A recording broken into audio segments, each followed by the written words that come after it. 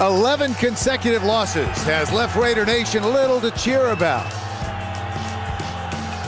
But a talented defense and a fresh young face on the sideline has given fans a reason to keep believing in the Raiders' commitment to excellence. Any doubters can look no further than Cleveland. Just as their season was being thrown to the dogs, the Browns rallied behind Derek Anderson, and the offense exploded on a record-setting day against the Cincinnati Bengals as once again hope springs eternal in Cleveland. McAfee Coliseum on an overcast day in Oakland, California for the Cleveland Browns and the Oakland Raiders. And hello, everyone. Bill McAtee along with Steve BEUERLEIN. And Steve, the Cleveland Browns coming off one of the great days offensively in NFL history, and they did it behind a guy who wasn't even the starter 2 weeks ago. Yeah, you know, when Romeo Crennel decided to go with Derek Anderson, nobody really knew what to expect. And I'll tell you, last week, AFC Player of the Week, look at the numbers. 5 touchdowns, over 300 yards. He led the explosion. It's got Romeo Crennel sleeping better at night, and it really has squelched the talk for the young first-round draft choice Brady Quinn to see some action early in the season. Different story for Josh McCown. He's still banged up, and he struggled mightily last week against Denver. Well, the key for Josh McCown, you see right there the turnovers. He's thrown 5 interceptions, and the bottom line is he's hurt, he's bumped up. The Raiders need to see some good things out of him. If he continues to struggle, as he did last week and only thrown for 70 yards, don't be surprised to see Dante Culpepper get his first action as a Raider. I know there's some talk about it, and if McCown does not do a great job playing, there's a good chance we might see Culpepper. Lane Kiffin, 32 years old. He's brought a run-oriented offense with him to Oakland. Romeo Crennel, he didn't have to answer any questions about Brady Quinn this week. The Cleveland Browns have won the toss, and they will receive. Sebastian Janikowski leads the NFL in touchbacks. Joshua Cribbs is back deep. He had an 85-yarder last week against the Bengals and a 93-yard return called back. And we are underway here in Oakland. That goes in and out of the end zone. They'll take it out to the 20. Derek Anderson from backup to AFC Player of the Week. A quarterback rating of 121 against Cincinnati. The offensive line had a tremendous day against the Bengals. Hank Fraley was the unsung hero at center. Thomas is the rookie at left tackle. Jamal Lewis, over 200 yards in career days for Braylon Edwards and Kellen Winslow, and they want to get Winslow matched up against the safety, Michael Huff. Opening possession for the Cleveland Browns from the 20, 1st and 10. Edwards was the motion man. Quick play action. They swing it out to left side. This is Edwards. Cuts back inside. We have a flag on the play. Edwards got it down to the 28-yard line. Nnamdi Asamoah, the cornerback, made the stop. Pass interference, offense, number 80. 10-yard penalty. Replay, first down. John Perry, a rookie referee in the National Football League, with the call. Let's take a look at the Oakland defense. Up front, Gerard Warren starts. The former Brown, Jay Richardson, the rookie from Ohio State, goes for Derek Burgess. Quick, talented young linebackers, Morrison and Howard, are emerging stars. The secondary, Asamoah could be headed for his first Pro Bowl, and Stanford Routt gets the start at the other corner. So they move it back 10 yards, 1st and 20 from the 10. Penalty on the first play from scrimmage for Cleveland.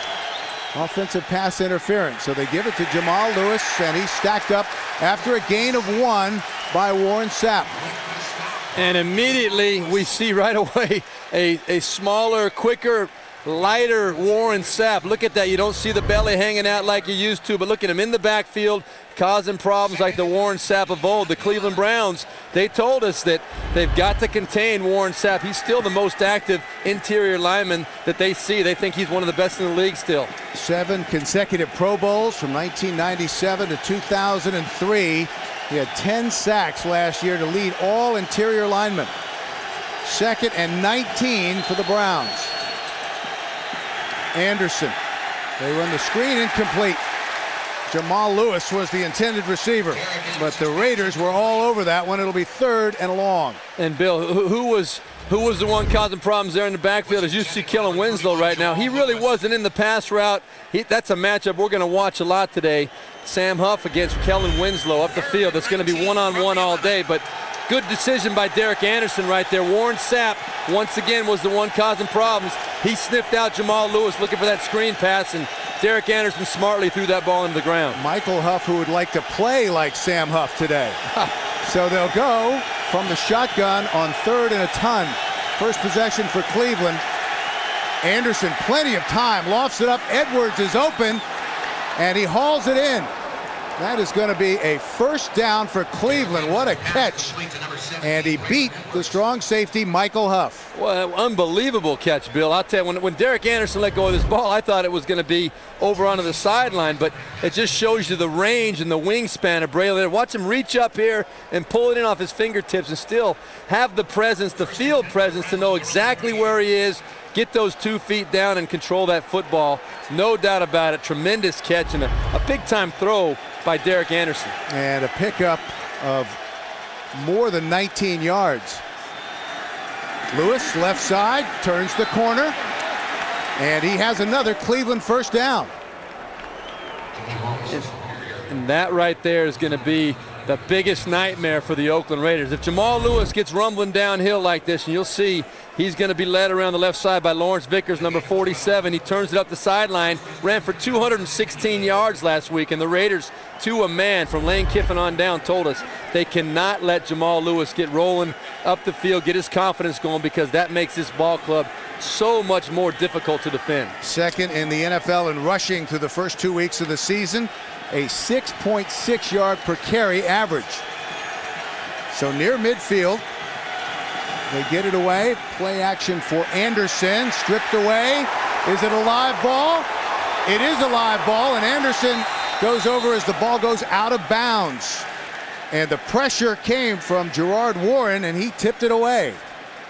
Yeah, and that was a very heads-up play by Derek Anderson, because he didn't know if this was going to be ruled a fumble or an incomplete pass. You see Warren coming around the edge. Actually, that ball was tipped. It did not look like his arm had started to go forward, but Anderson smartly gets over and kicks that ball out of bounds to make sure. And the referees did rule that it was indeed a fumble, so it ends up being a loss of 24 on that play. And Gerard Warren, heck of a play creating pressure. And Keith Millard, the defensive line coach, told us before the game they've been very happy with how he's played since coming over from Denver. A loss of 24 yards, so 2nd and 34. 2 tight ends set. Anderson tried to get it to Hayden, incomplete. So that'll bring up 3rd and long. I think the play was blown dead before the snap. Delayed game. 5-yard penalty. 2nd down. And now this is a situation right here, Derek Anderson. You see, one of the things that was so great about his performance last week was that he didn't try and be a superstar. Romeo Crennel told us that's what got him in trouble in his few starts last year. Last week he was very patient. A situation like this, quarterback's got to be smart. Hey, I am most likely not going to get the first down. Let's just try and play the field position game and be smart to take the football. So after the 5-yard penalty, it's 2nd and 39. They give it to Jamal Lewis on the delay, and he picks his way out to the 25-yard line. Kirk Morrison, the middle linebacker, and Thomas Howard combined to make the stop. So 3rd and 35, and that's what Romeo Crennel told us in his conversation with Derek Anderson. Just be patient. Don't try to be a superstar. Just take what the defense gives you. It just so happened that last week they gave him a the lot. Cincinnati Bengals gave him a lot of opportunities to make plays. 3rd and 35. Still the opening possession for the Cleveland Browns. And we have movement in the line, a false start.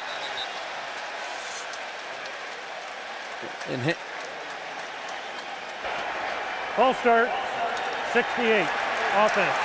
5-yard penalty, 3rd down. The only person that didn't move on that play was the center, Hank Fraley. They called it on Seth McKinney, the right guard, but everybody else on the Cleveland Browns team was moving back, expecting that ball to be snapped, and Hank Fraley did not want to let go of the ball. So not a textbook opening drive for Cleveland. And this is really a situation they were able to avoid. Now they got to take a timeout. This is what they were able to avoid last week in the offensive explosion against the Bengals. 10-42, no score. Plays so far for Cleveland. They've had 3 penalties, a fumble, and have burned a timeout. And now it's 3rd and long. To say the least. They give it to Jason Wright, and Wright gets it out beyond the 30, brought down at the 33-yard line. And that, Bill, was absolutely the right call for the Cleveland Browns. You got a bunch of bad things happening. The worst thing that could possibly happen right there would be for you to try and make a play in the passing game and get a turnover and turn the ball over to the Raiders on their side of the field. So smart play the field position game. Let your single bar face mask punter, Scott Player, get out there and put them back in their own territory. He was just signed this week with Dave Zastudil still struggling with his injured oblique muscle. Good punt. Johnny Lee Higgins lets it sail out of bounds. We've got 10:02 left in the first. The Raiders opening possession when we come back to Oakland. In his 6th year out of Texas A&M, the right guard. See right here, that's Seth McKinney. Watch him just jump a little bit before the snap. There he goes. That's all it takes. Just a little bit over anxious by the big man, and that's, as a head coach, that's the worst thing when your team starts spiraling downwards like that. You want to nip it quick and don't let it get to be a major problem. Back at the 18-yard line after the 4th penalty against the Browns, Jamal Lewis fights his way out across the 20 to the 22-yard line. Derek Anderson, 328 yards, 5 touchdowns last week against Cincinnati, making only his 5th NFL start and his keys to the game. Yeah, he's really a young quarterback, but you look at the keys. They're very smart, very efficient. You want to stay patient, don't force it. Got to get that running game going. Any quarterback knows your best friend is a great running game. And then finally, of course, pass protection. You don't want to get hit. And last week, he told us he woke up on Monday morning, there was not one body part that was hurting. He didn't get hit once all last week. Unbelievable. 2nd and 11 after the 4-yard gain by Lewis. They give it to Jamal Lewis again. And he's stacked up at the line of scrimmage. Warren Sapp was the first man there.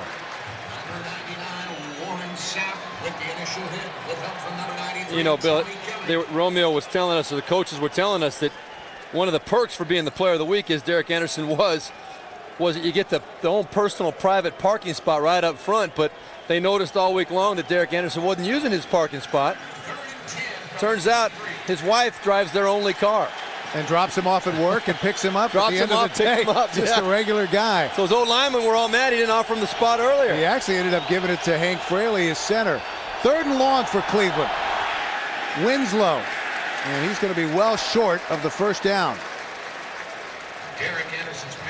Cook Morrison wrapped him up in a hurry, so the Browns will have to punt. Something they didn't have to do very often last week against Cincinnati. No, they did not. And we haven't had a chance to really see either offense get it rolling yet, but that matchup, that's the first catch for Kellen Winslow Jr., and that's going to be a guy that we're going to really be focusing on a lot today, his matchup, because the Raiders play so much man-to-man coverage. Johnny Lee Higgins, the speedster from UTEP, the rookie, is back deep. Blair's kick is a good one. And it bounces at about the 18-yard line. It's down by Cleveland. So Josh McCown and the Raiders will go to work after the 52-yard punt.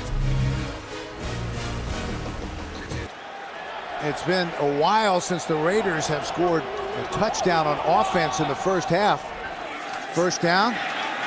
Quick pass out to the right side. And that's Ronald Curry. Let's take a look at the Cleveland Browns defensively in the 3-4. Big Ted Washington is the former Raider, now in his 17th season. The linebackers, Cameron Wembley, we've already seen him trying to build off a stellar rookie season. Secondary, though, has given up 10 touchdown passes in 2 weeks. Eric Wright is the rookie, and the Raiders say they'll test him early. After the pickup of 9, 2nd and 1. And we have a penalty flag. Lamont Jordan looked like he got the first down with plenty to spare. Let's check the penalty. Holding, number 76 offense, 10-yard penalty, Replay, second down. Robert Gallery. And you know, Bill, that's a very significant penalty right there. May not seem like much watching at home, but you were at a 2nd and 1. He's on the right side of your screen there. He's the right guard, Robert Gallery. Anyway, you were 2nd and 1 in a very desirable situation. You figure you run a nice, safe running play up the middle, pick up the first down. You can't even execute that right now. All of a sudden, you're looking at 2nd and 11, and now you give the advantage back to the Cleveland Browns. McCown in his 6th year out of Sam Houston State pitches it back to Jordan. Jordan trying to get the corner, and that was a very nice job on the right side there by the cornerback Lee Bodden to force him out of bounds. Had an interception late in the 4th quarter last week to seal the win against Cincinnati. It'll bring up 3rd and 7 for the Raiders. And you know, Bill, you were talking about the struggles of that Raiders offense. Look at that, no offensive touchdowns in the first half of their last 6 ball games. That's 12 quarters in the first half of these ball games. They have not scored a touchdown offensively. So 3rd and 7 from the 20-yard line. Let's get out to the 27 for a first down. McCown from the shotgun has time to Curry, and Curry has a first down for Oakland across the 30 to the 31-yard line. Very solid pass protection right there by the Raiders. Josh McCown not feeling any pressure whatsoever, was able to let Ronald Curry work upfield and getting the necessary distance for that first down. Does a great job of creating a little bit of space against Devin Hawley to get that completion and a big first down for the Raiders. Curry had 10 catches for 133 yards in the opener against Detroit, but was quiet against Denver. Just 2 receptions against that tough secondary for 12 yards. On first down, McCown to the sideline. That's incomplete. Porter was the intended receiver, and he slipped. Well covered out there, though, by Lee Bodden.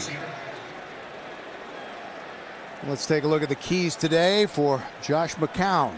Well, Josh, he knows the most important thing, what's killed this team and what killed him last week, is the turnover. He's got to protect the football. Always, again, you got to establish that run, and they really feel like they're going to have some good matchups on the outside, so take some shots down the field early, try and make some plays against especially the young rookie cornerback Eric Wright. 2nd and 10.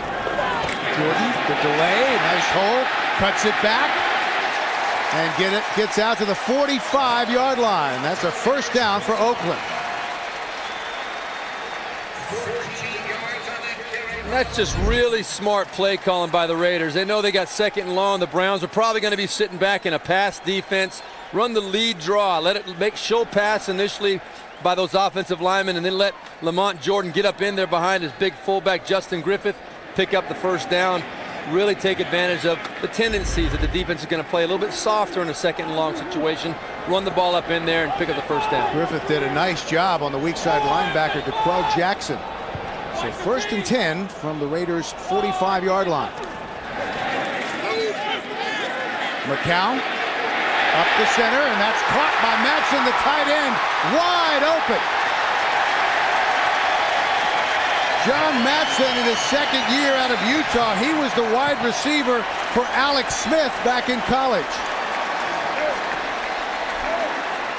And I'll tell you what, I don't know exactly how they got Madsen so wide open. It was a fake bootleg action. Josh McCown doing a good job pulling it up.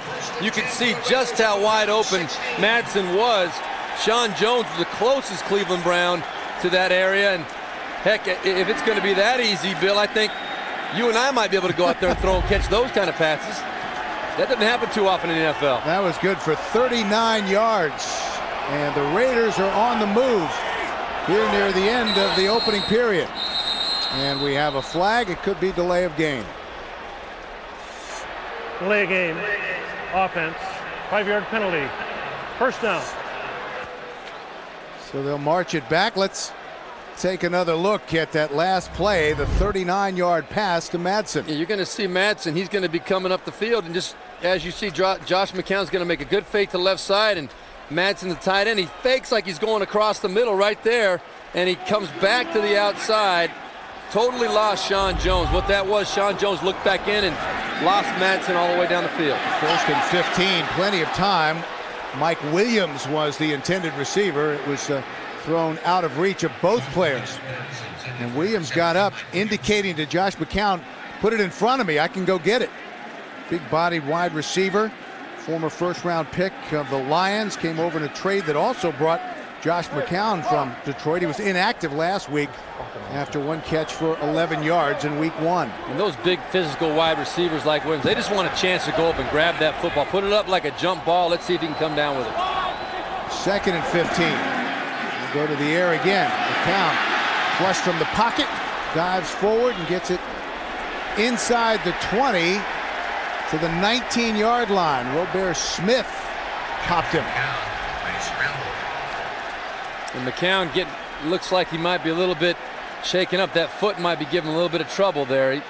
He was wearing a boot on Friday when we talked to him in the meeting. He said Monday and Tuesday the foot felt fine, but Wednesday he came out and was really hobbled by that injury, and it hasn't really improved to the extent that he was hoping it would. And right there we saw a little bit earlier him getting up a little gingerly. There was another example of it right there. And the Raiders are going to take a timeout, and McCown is noticeably limping.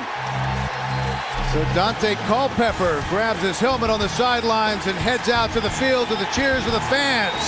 Back to Oakland, no score after this. Dante Culpepper has come in the game for the Raiders, and we're going to show you why. He'll be facing a 3rd and long, and watch the left foot right there. Oh man, that hurts looking at it. And Bill, that is not even the foot that was hurt coming into the game. It was his right foot that Josh was wearing the boot on it. In fact, he was wearing it when he came into the stadium today, but that was the left ankle for sure. And there's Dante Culpepper. 320 pounds of Robert Smith rolled up on that foot. 9th play of the drive coming. It started at the Raiders' own 17-yard line. They have to get to the 6 for a 1st down. Culpepper has time, gets it out to Lamont Jordan, but he's tackled immediately at about the 13-yard line by Antoine Peak. That's good for 5, and we'll bring up 4th down. So we will see Sebastian Janikowski. Janikowski, who just missed the 52-yarder in overtime that would have won it against the Broncos, a kick that he made before anyone knew that the Broncos had called a late timeout. From 32 yards out, and good. So the Oakland Raiders are on the board first. 37 seconds left in the opening period. 3-0, Oakland.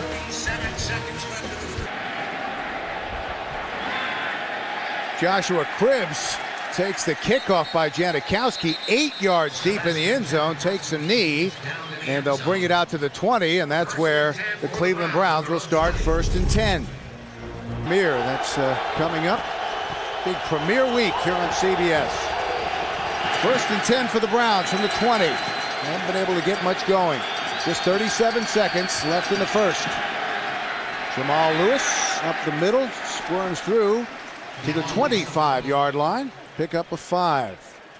Eric Wright, the cornerback, was the first man there. So 2nd and 5 for Cleveland.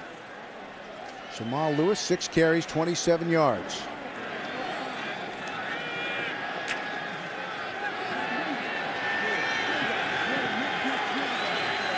Ten seconds left in the 1st.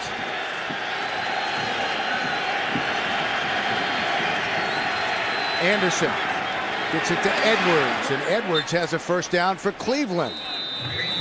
And that is the end of the 1st quarter. A score, Oakland 3, Cleveland nothing. We'll return after these messages. You're watching the NFL on CBS. 7. Now, understand a lot of those were last week against Cincinnati too in that shootout. A little bit different 1st quarter last week than this one so far. 1st and 10. Jamal Lewis gets away from the first man and battles back to the line of scrimmage. Tyler Brayton was the first player there, former #1 pick out of Colorado. 2nd and 10. Yeah, Tyler Brayton was the first one in the backfield. He was back there quick, almost looked like he was unblocked, and he's the one that forced Jamal Lewis to adjust and alter his route and threw the timing off of the play. Very active Oakland Raiders defense at this point. Well, unusual formation. They snap it right back to Joshua Cribbs, the former quarterback from Kent State.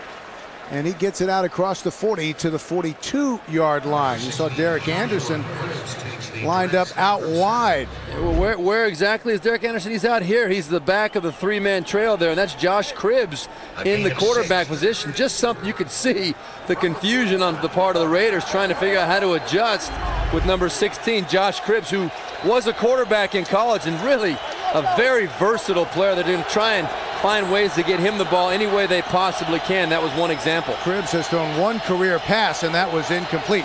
Jason Wright has checked in now, running back on third down, and that's picked off. A poorly thrown ball, and Thomas Howard, who returned one for a touchdown last week against Denver, has the turnover for the Raiders. Thomas Howard had a 44-yard interception return for a touchdown last week to help the Raiders come back against Denver, and another pick there. That was absolutely a terrible decision by Derek Anderson. Obviously never saw Thomas Howard sitting right there. I think Derek Anderson, he threw that pass. As soon as he let go of it, he knew it was a bad decision, and for whatever reason, his vision was obstructed. Thomas Howard showed us last week he will take it back and make you pay if you throw it to him. There's another great example of that. And boy, the Raiders are coming out showing they're a different ball club, and what a difference a week makes for Derek Anderson. By this time last week, he was up probably close to 200 yards passing. That's right. 2 or 3 touchdowns, and today they're having a hard time getting a first down. So the Raiders have it at the Cleveland 24-yard line, 1st and 10. They lead 3-0.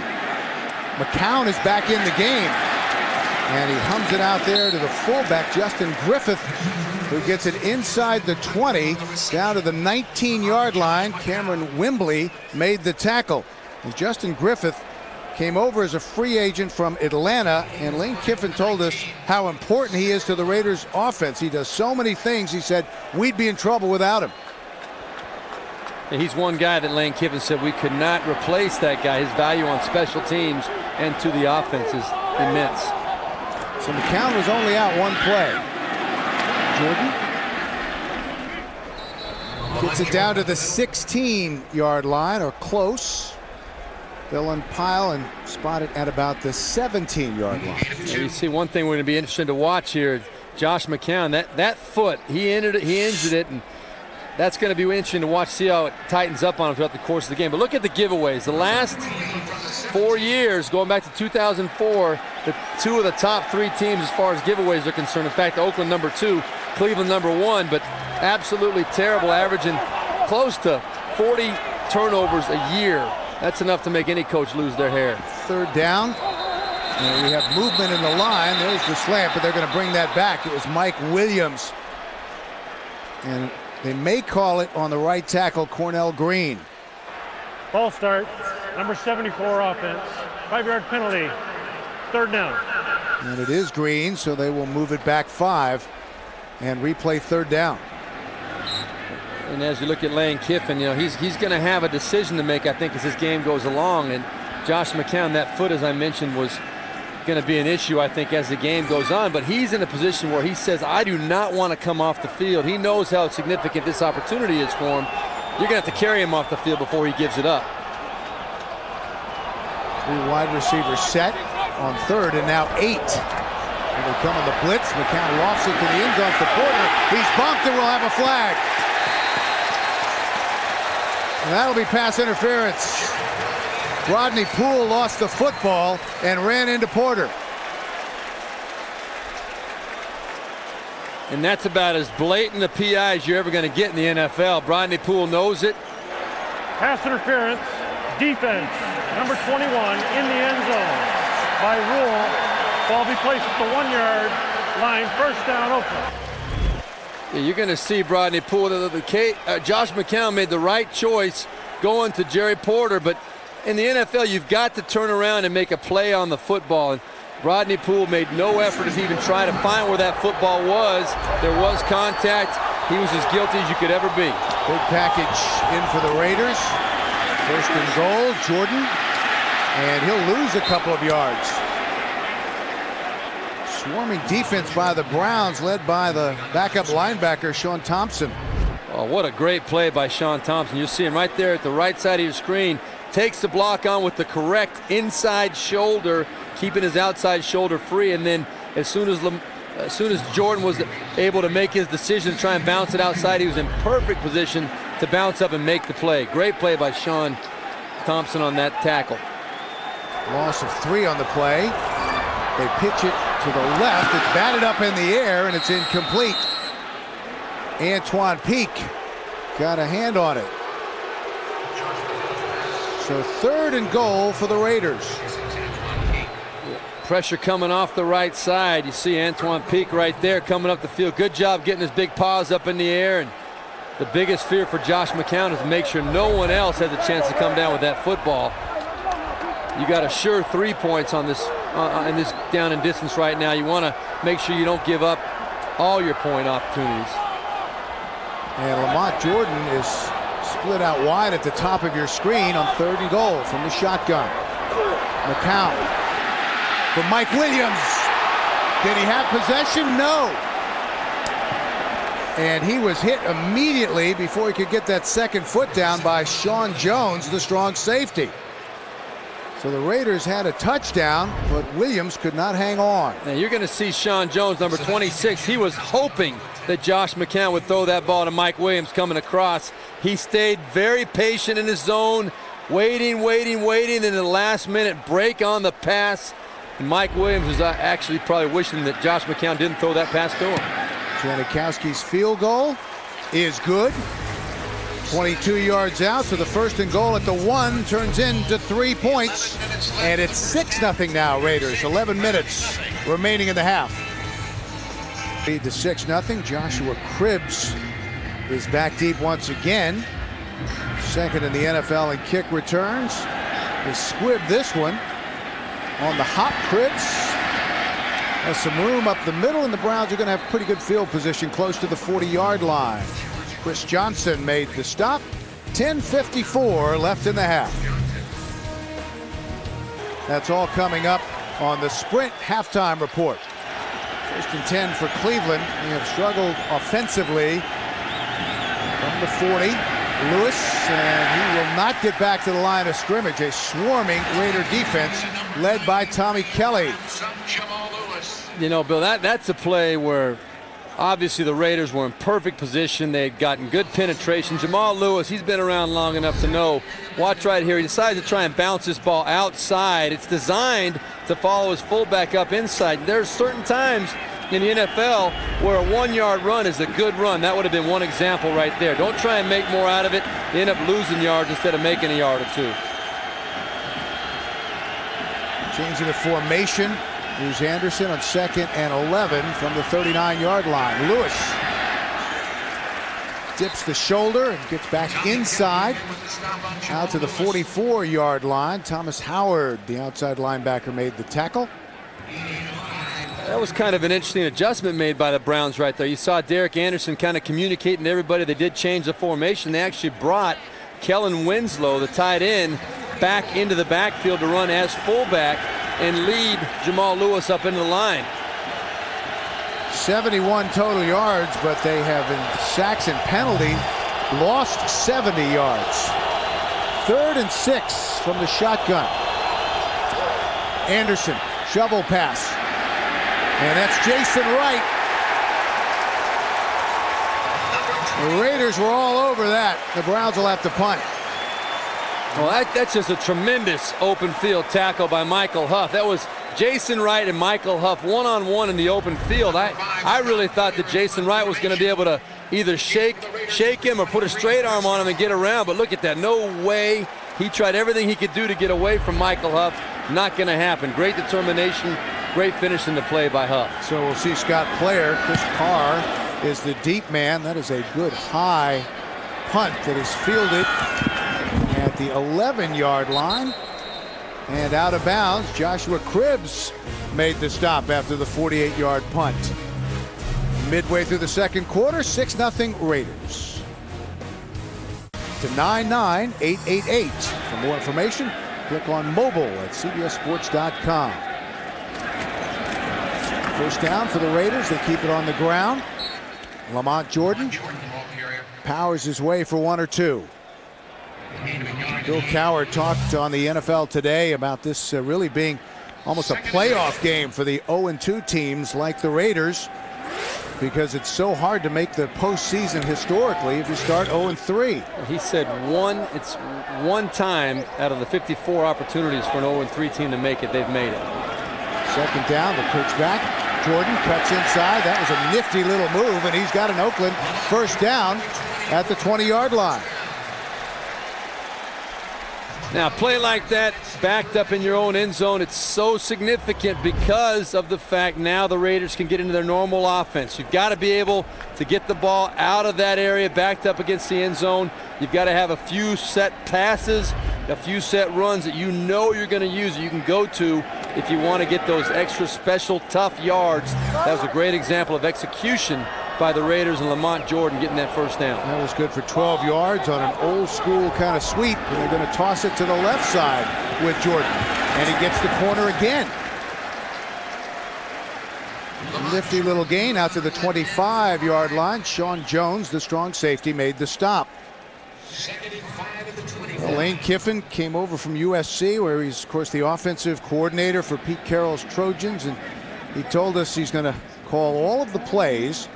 And his goal for this first year early on was to try to simplify things, become a run-oriented team, and make sure that what the team did, they did well. 2nd and 5. Zach Miller, it's a tight end over on the left side. They run it on the right side. Justin Fargas, and Fargas is close to a first down.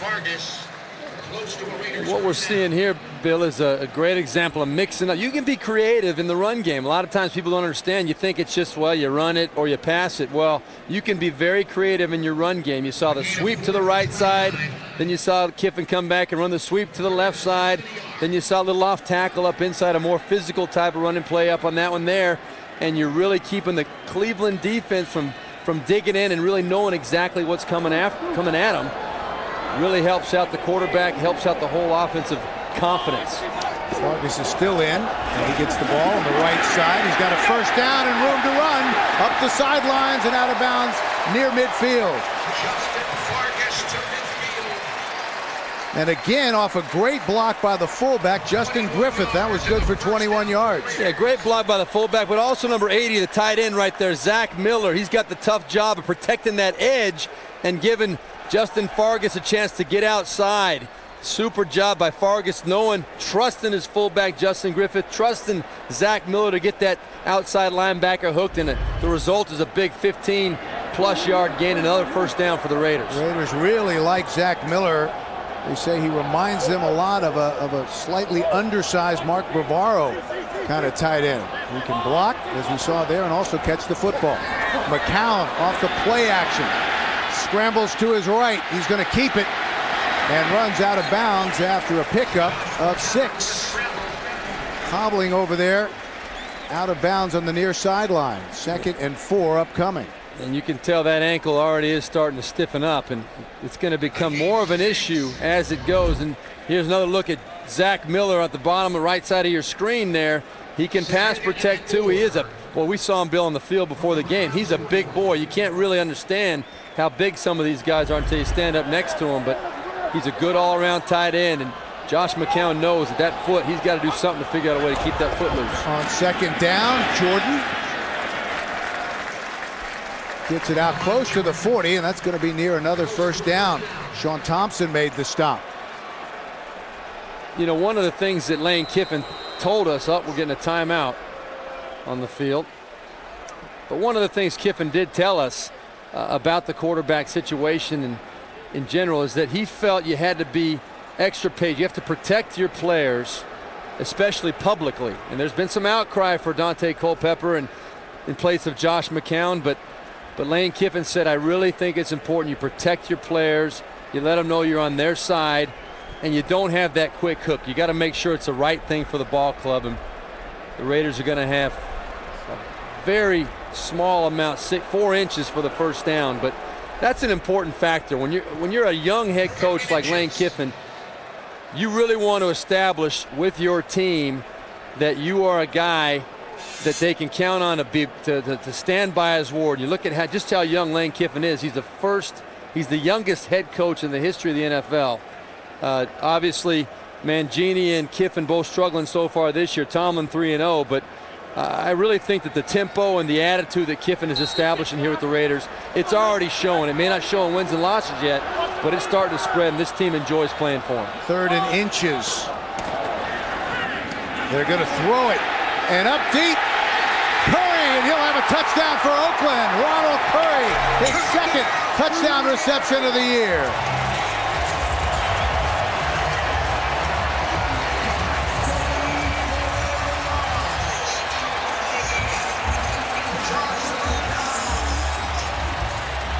Great play calling. Watch right here. Ronald Curry right there at the bottom of your screen. The hard play action to the right side, 3rd and short. Everybody thinks it's going to be a run. Eric Wright, the rookie, number 24, bites up there on the run action. Ronald Curry does a great job faking, coming down like he's going to block and slipping back behind him for the easy touchdown. Janikowski with the extra point, and the Raiders finally have a first-half touchdown on offense. It has been a while. 4:45 left in the half, and it's now 13-0 Raiders after the touchdown reception by Ronald Curry. Only the Eric Wright to bite. So 8 plays, 93 yards. They go almost the length of the field. Took just over 4 minutes, and it ends with the 41-yard touchdown pass. 4:45 remaining in the half. 13-0 Raiders. Cribbs retreats a yard deep. He's going to bring it out. Joshua Cribbs lowers his head, gets it out past the 25-yard line to the 26. And let's take another look at the touchdown pass, Steve Beurlein. Well, Bill, watch the reaction. Watch right here. You see Brodney Poole, the safety.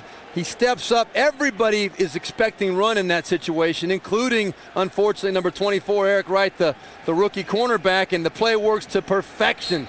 Josh McCown knows, hey, Coach Kiffin gave us a great call right there, and there's the reaction of Eric Wright. He's not too happy. He knows as a rookie he's going to get a lot of action, and that was the kind of action he didn't want. 4th touchdown pass he's given up this year. So the Browns on 1st and 10. Anderson tried to force it into Braylon Edwards, and we have a flag on the play. Nnamdi Asomugha had him stride for stride. Yeah, they're going to get illegal contact, it looks like. Pass interference, number 21 defense. By rule, automatic first down at the spot of the foul.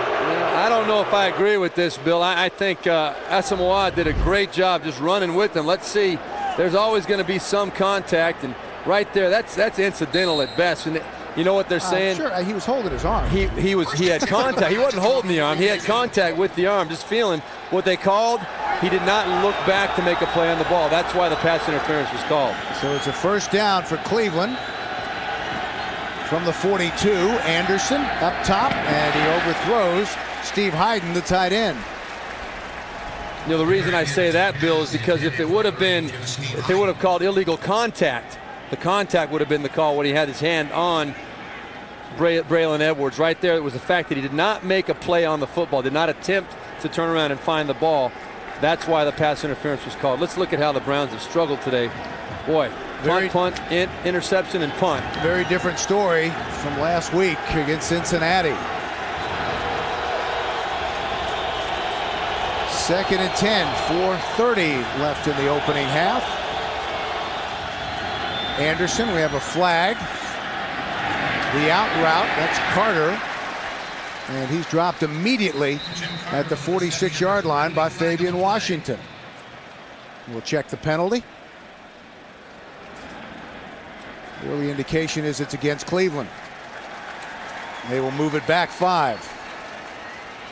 Browns have not crossed midfield thus far. Illegal formation, offense, 5-yard penalty, replay 2nd down.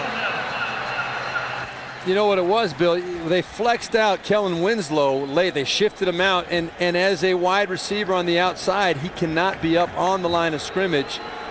Otherwise, you don't have enough people in the backfield. I think Kellen Winslow lined up on the line of scrimmage instead of off like a flanker receiver. That was an illegal formation. They wanted to get Winslow on Michael Huff, the strong safety, They thought they could exploit that matchup, but they haven't had much success there so far. 2nd and 15 for Cleveland. Anderson, again, lots of time. It's tipped away and incomplete. Tommy Kelly, the defensive end, got a hand on it. You know, if there was a chance to get the ball to Kellen Winslow yet today, that was it right there. He had one-on-one coverage on the young safety, Hiram Eugene. You're going to see that right at the bottom of your screen, right down here, that's Kellen Winslow. Watch this, up the field. He's got one-on-one coverage, no help over the top. That is open, folks, in the NFL. That ball has got to go to Kellen Winslow in that situation. They have to get it to the Oakland 48-yard line for a first down. 3rd and 15, pump fake, across the middle, picked off again. Morrison, still on his feet. Cuts back inside, and he's inside the 10. The ball's on the turf, but the Raiders got it. So another turnover for Oakland. The 3rd interception of the year for Kirk Morrison. And it seems like whenever Howard gets an interception, Morrison gets an interception. Whenever Morrison gets one, Howard gets one. Both of them had interceptions last week. Not a good decision by Derek Anderson. That is not a good throw. And Morrison was in perfect position, obviously athletic enough to turn and make the catch of the ball off of his body a little bit. Great hands. Then he knows what to do. Pick it up and go. You're not going to see that linebacker run out of bounds, though. He's going to try and cut back in. And there's his buddy, Thomas Howard, right there to cover for him on the fumble at the end of the play. Nifty return of 46 yards on the interception. And another opportunity for the Raiders near the end of the first half. Jordan, left side, lowers his head. Gets it down to the 6-yard line. And you know, Bill, that was one of those plays, that interception by Derek Anderson, where Romeo Crennel, he told us for the last 2 weeks, don't try and make things happen that aren't there. And Derek Anderson was trying to spark his team, trying to make a play up the field. I think he decided very early in that play that he was going to try and pump it to Kellen Winslow on that play. Not a good decision there at all. Perhaps because he had Winslow on the previous play, I think the ball was tipped away. Exactly right. I think it was probably expressed to him that Winslow was open on the previous play. 3 minutes remaining in the half off the play action. McCown. And he throws it down to the 5-yard line. Justin Griffith, the fullback, makes the catch. Eric Wright wrapped him up quickly. So 3rd and goal for the Raiders. Yeah, you can see McCown is really hobbling out there. It's going to be interesting, Bill, in my opinion. At halftime, when he goes in and sits around in the locker room, that foot's going to stiffen up even more because you're just not as active. That blood, it'll start settling in there. And he's going to have a hard time getting it jump started for the second half, I believe. They're going to go with a 4 wide receiver set. Mike Williams has checked in, so has the speedster, the rookie, Johnny Lee Higgins from Utah. 3rd and goal for the Raiders. Tipped away and incomplete. Robert Smith got a hand on it. It was intended for Jerry Porter. So again, we'll see Sebastian Janikowski. Yeah, tip ball. This is one where Josh McCown, he had it in his mind. He's going to look right and then try and come back to Jerry Porter over the middle. Good job by big Robert Smith, number 98, jumping up there and getting his big paws on it, knocking it down, and really almost gave his teammate Andre Davis a chance to make the interception. So a 23-yard field goal try for Janikowski. And just barely, it's good. So the Raiders tack on 3 more and extend their lead 16-0, 2:05 left in the half. It's the Raiders 16. Complaints about that from the players who said they found it distracting. We try to cover all of the news from around the league here in week 3. Cribbs from the 1. Nice hole, Joshua Cribbs. Up the sidelines. Joshua Cribbs. Touchdown Cleveland, just like that, and no flags. A 99-yard return for a touchdown. This kid is absolutely amazing to me. The things that he does for this ball club. We saw last week he had 2 of 85 plus against Cincinnati. Neither of them went for a touchdown, but look at this right here. He catches that ball, and Sebastian, he just kind of chuckles as Sebastian tries to get a finger on him as he runs by him. But this kid, every time he touches the football, he expects to go to the house with it, and it's absolutely amazing. And suddenly the Browns are right back in it. Dawson to try the extra point. It's good. 16-7 now. And Cribbs had a big game the last time these two teams met, with returns of 65 and 53 yards. 99 yards goes Joshua Cribbs, and the Browns are on the board. And Derek Anderson likes it. For a touchdown by Joshua Cribbs for Cleveland. Those kind of plays are the plays that can demoralize a team such as the Raiders and can really rejuvenate a team such as the Browns in this situation. Taken 2 yards deep in the end zone by Chris Carr, who reverses his field, has a little running room and spins his way out close to the 30, brought down at the 29-yard line by Eric Wright. And tomorrow on CBS, don't miss the shocking season. So 1:44 remaining in the half, and let's see what the Raiders try to do here with Josh McCown at quarterback. We saw Dante Culpepper for one play with McCown injured, and there's a fumble, and the Browns have it. A turnover by the Raiders, but wait, we have a flag on the play, so we'll have to check the penalty. And the preliminary signal holding against the Raiders, so that will be declined. And just like that, a couple of costly mistakes by Oakland, and the Browns are back in business. First down, Cleveland. Well, you know, you can just sense the momentum. Now, this ball never gets into Lamont Jordan. I don't know whether it's a bad handoff on Josh McCown's part or Lamont Jordan. I think Lamont Jordan might have just seen the penetration by the Cleveland Browns defense and tried to alter his course before he got that ball tucked away. They're talking about it right now, but you know now after the touchdown return and the fumble right away, Cleveland feel like this is their chance to take over this game. Simon Frazier recovered it for the Browns. So on first down, Anderson tipped away, incomplete. What an athletic play by the linebacker Kurt Morrison, who almost came up with another turnover. Boy, I'll tell you, I can't really understand exactly what's going into the decision-making process of Derek Anderson at this point. You know, there's just four Raiders right there around Kellen Winslow. That's just not a good decision. You saw Jamal Lewis running out underneath the route. He would have been a nice check down. And then I knew on the slot on this side of the field, Braylon Edwards had one-on-one coverage. There were two guys at least that were better options than Kellen Winslow. He got popped there by Stuart Schwaggart. Second down. Little out route, and that is going to be good for a Cleveland first down. Winslow able to bring it in. Kellen Winslow, who had his first 100-yard receiving day last week against Cincinnati. 6 catches, 100 yards, and a touchdown. And there's no urgency for Cleveland here. Well, what a lift it would be to come out of this with 7 more points, a 16-14 ball game, as badly as they played. And flags once again. And it's going to be against the Browns.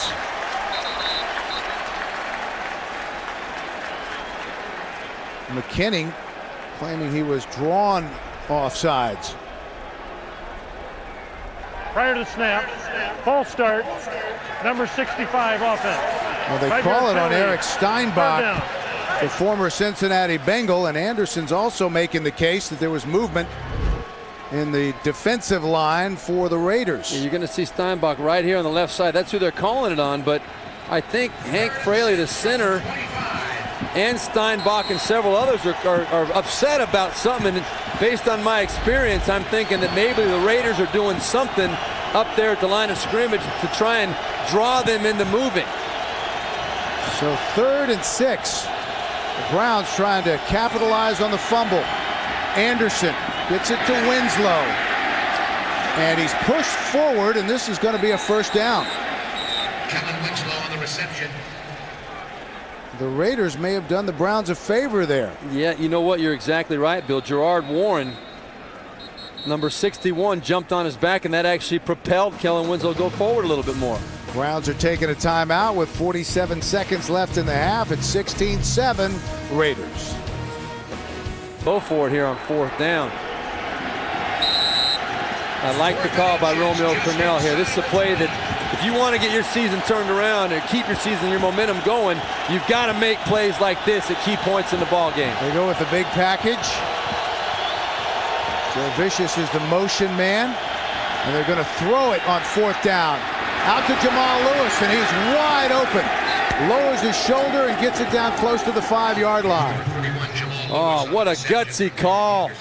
Gutsy call by Rob Chudzinski, the offensive coordinator, and Romeo Crennel showing confidence, giving his coach a chance to make that call. A great throw and catch by Anderson and Jamal Lewis. Browns have 1 timeout remaining. They spiked the ball with 23 seconds left in the half. Yeah, they do want to come out of this with 7 points. And it's 2nd down now. You've got time to take 2 shots at the end zone. Now, Derek Anderson has got to be very smart here. You want to take a shot. You want to give your players a chance. But for gosh sakes, don't try and jam it in there if it's not there. You got to come away with at least a field goal. That'd be even a little bit of a letdown. But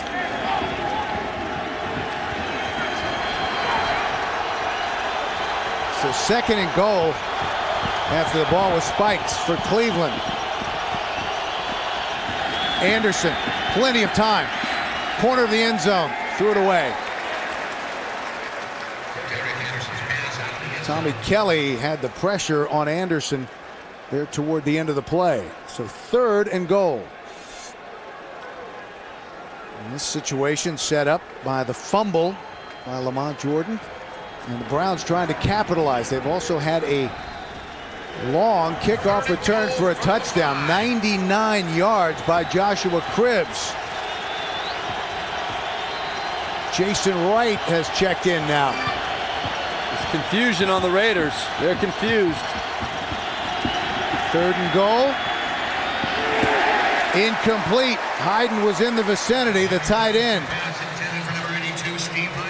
So 4th and goal, and we'll see the field goal unit.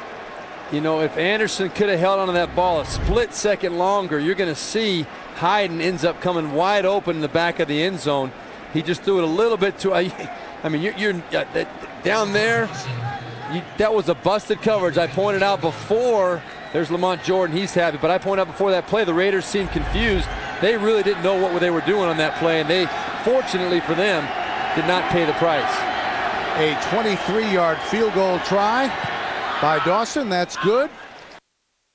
The lead is now 6 with 11 seconds remaining in the half. Back to Oakland, 16-10 right after this. Just experience is the best teacher. Carr, yard deep in the end zone. And brought down short of the 20-yard line. Well, TV's #1 comedy is taking you to the most conclusion to the first half. We've had a 99-yard kickoff return and a turnover by the Raiders. Opportunity for the Browns, but they had to settle for 3 points. This will be the final play of the opening half. Lamont Jordan. And finally the whistle, and they separate the players. And it's 16-10. Oakland. That's the end of the first half. As we've reached the end of the first half. And we'll be back with the Sprint halftime report right after this message and a word from your local station. You're watching the NFL on CBS.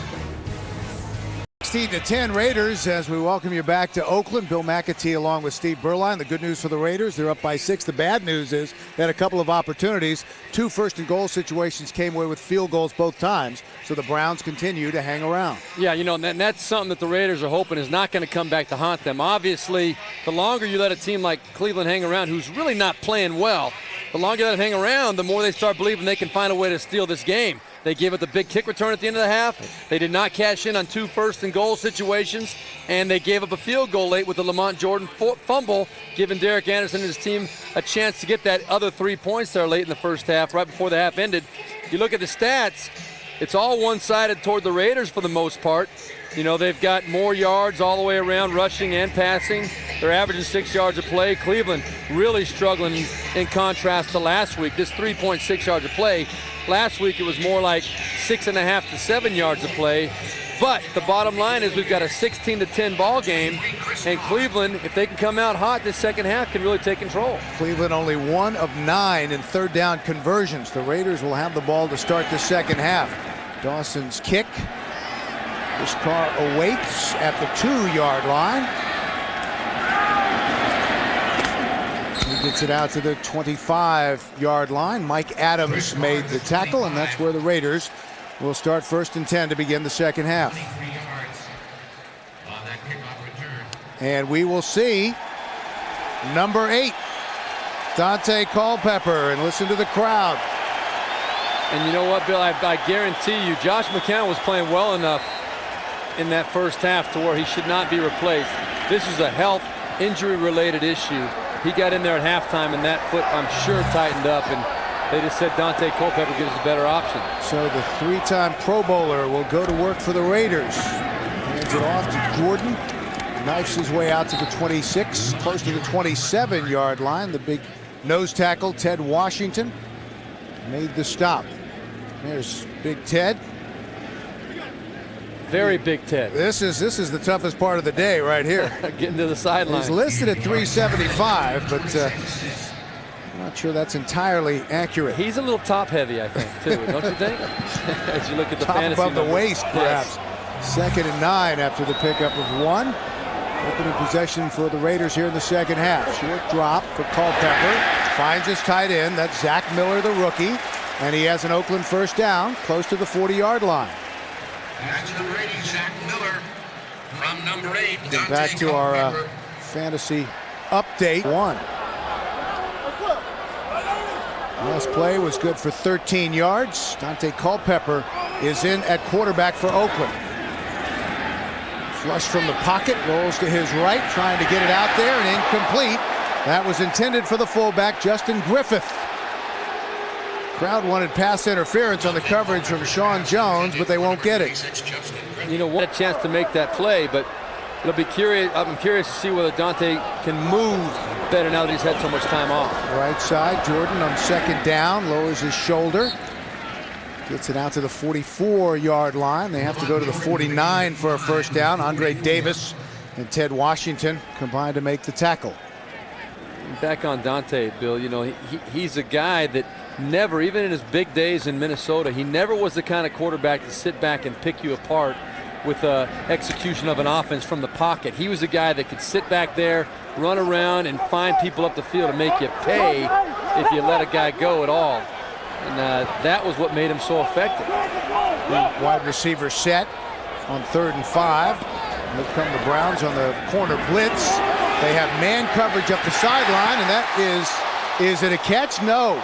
Again, Mike Williams unable to haul it in. Dante Culpepper's pass intended for number 17, Mike Williams. I like the thought process of Dante Culpepper. He saw bump coverage on the outside, knew he had big Mike Williams right there. Just, boy, if he would have been able to pull that in without bobbling it, I think those feet would have been down. That would have been a catch. In fact, it was not even caught. It was a great job by Davin Hawley of knocking that ball out of there. The nickel back, so Leckler's punt, just a booming punt. And that will bounce into the end zone.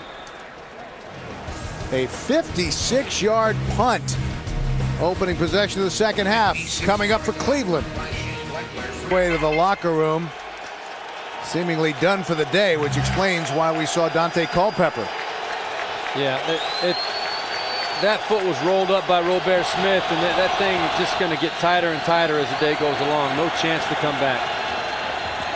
First down, opening possession of the second half for Cleveland. Jamal Lewis fighting his way out to the 24-yard line. It'll bring up 2nd and 6. And Josh McCown, Steve, already was banged up coming into this game and got his foot rolled up on by 320-pound Robert Smith. Yeah, boy, it could have been, I'm assuming it's a bad sprain, but it could have been a lot worse than that. That foot could have easily been damaged much greater than it looks like it might be. Second down, Lewis, right side, nothing doing. To the 25-yard line. Last week was Jamal's third career 200-yard rushing game. Only LaDainian Tomlinson has more. And when we met with him on Saturday, Bill, you know, you could just see the twinkle in his eye. He felt great. He really is, I think, relished the opportunity to prove that he's still got some gas left in his tank.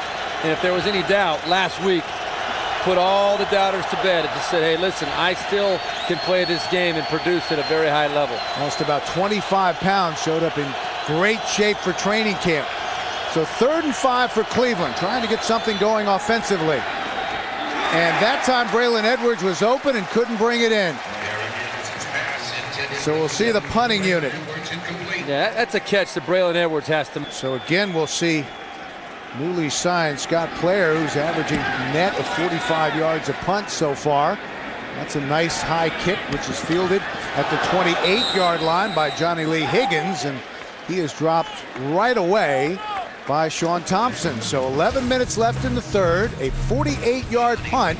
It's 16-10 Raiders. Pepper is in for Josh McCown, who's gone to the locker room.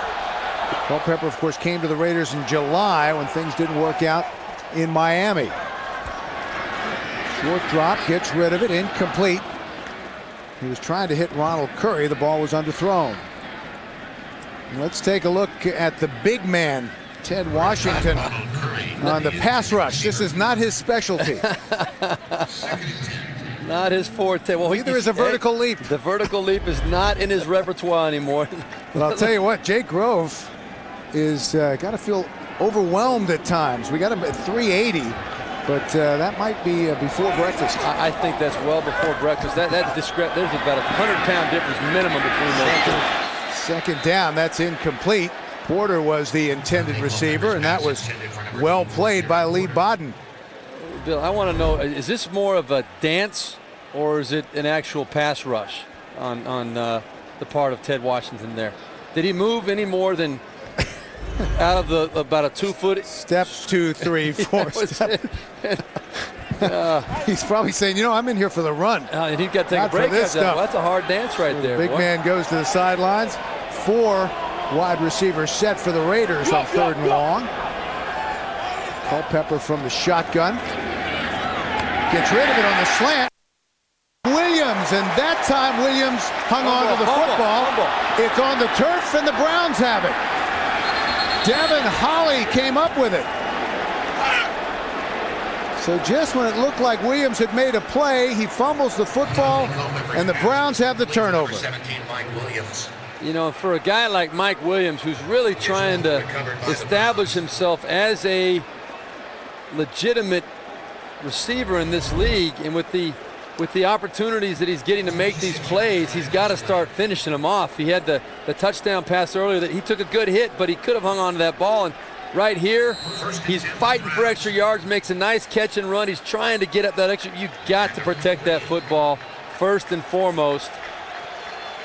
The play was good for 24 yards, but then came the fumble, and the Browns will have it with 10:38 remaining in the third. Anderson on the move to the sidelines. Jaravicius, and that is going to be a Cleveland first down.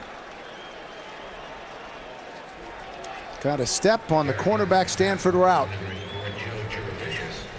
You know, we keep talking, Bill, about the 5-yard line, 1st and goal. Everything that's happened, Cleveland is still knocking on the door. They're still right there. And you just wonder if it's going to come back to haunt the Raiders. Touchdown and an extra point behind. The previous play good for 16 yards. Jamal Lewis. Lewis has another Cleveland first down, out of bounds at the 21-yard line, pushed out by Stuart Swigert. Bumped out of bounds by number 30, Stuart Schweigert. So I can see a difference in Jamal Lewis this year. I watched him a little bit last year, and his feet are moving quicker. And you mentioned, Bill, the weight loss that he's had, but his intensity, I think, and we saw it when we met with him on Saturday, he really is having fun this year playing football. And boy, look at him. He's telling Stuart Schweigert, you know what? If you come over anywhere near me, I'm taking you down, big boy. That was good for 15 yards. So the Browns, after the fumble by Mike Williams, are on the move. First down from the 21-yard line. Anderson. Up the right sidelines, incomplete. Lawrence Vickers, the fullback, was the intended receiver, but early on he was locked in on Kellen Winslow, who was well covered. Yeah, Winslow was the primary read on. Have won it. They went to Joe Jaravicius early last week. They didn't do that today. Anderson, lots of time. Edwards, touchdown Browns. Braylon Edwards with his 3rd touchdown reception of the year.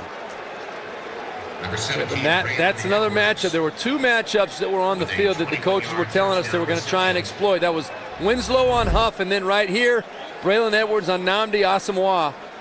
And great job by Derek Anderson right there of going through his read and understanding the coverage, knowing he had one-on-one on the backside, and putting the strike right on the money to Braylon Edwards. And to take the lead, Phil Dawson. And for the first time in the game, the Cleveland Browns lead it 17-16, 9:16 left in the 3rd. A 21-yard touchdown pass from Derek Anderson to Braylon Edwards. Down reception by Braylon Edwards. Number 17 on the Raiders side turned the ball over and allowed the Browns to capitalize. This gets through the arms of the deep man who takes a knee. That's Chris Carr, and they'll bring it out to the 20. 9:16 left in the 3rd. 17-16 Browns. The Raiders trying to snap an 11-game losing streak going back to last season, and now they trail. Dante Culpepper in at quarterback, and he'll try to bring them back. From the 20, 1st and 10, Jordan battles his way for 2 or 3 yards, and let's go back and take a look at the Cleveland touchdown, Steve. Well, you're going to see Braylon Edwards on this side. He's going to fit. Looking Stewart Schweigert off to the right side, and then paid it off with a great pass. Second, and we'll call it 8. Jordan right side, big hole. He has a Raider first down and more. Lamont Jordan out to the 43-yard line. And that was a great push by the right side of that Raiders offensive line. A straight zone play right there. Cooper Carlisle and Cornell Green, the right guard and right tackle, getting Lamont Jordan right up into the line. And this is the kind of thing that we were kind of expecting to see out of the Browns defense. They gave up 531 total yards last week to Cincinnati, 137 yards rushing. That was a good running play by the Raiders. Justin Fargas has checked in and replacing Lamont Jordan. They give it to Fargas, left side on the toss. Tries to turn the corner, lowers his head, gets to the 45-yard line. Brodney Poole rode him down. Lamont Jordan had a career-high 159 yards last week against Denver. His previous best was 132 against Cleveland in December of 2005. Yeah, and with Lane Kiffin and this Raiders offense and the success they had last week against Denver, you figure they'd come out here and try and pound it. This remains in the game, and he gets it.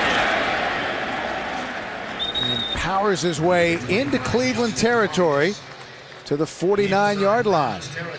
Well, go to the new NFL.com games, and a long one as Lamont Jordan is checked back in for the Raiders.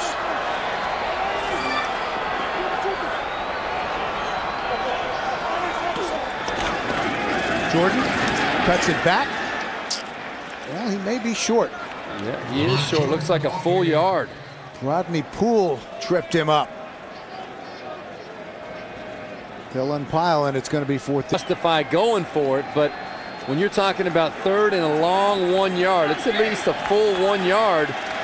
That's a little bit different than 3rd and a couple of feet, because you can't really line up in the short yardage offense.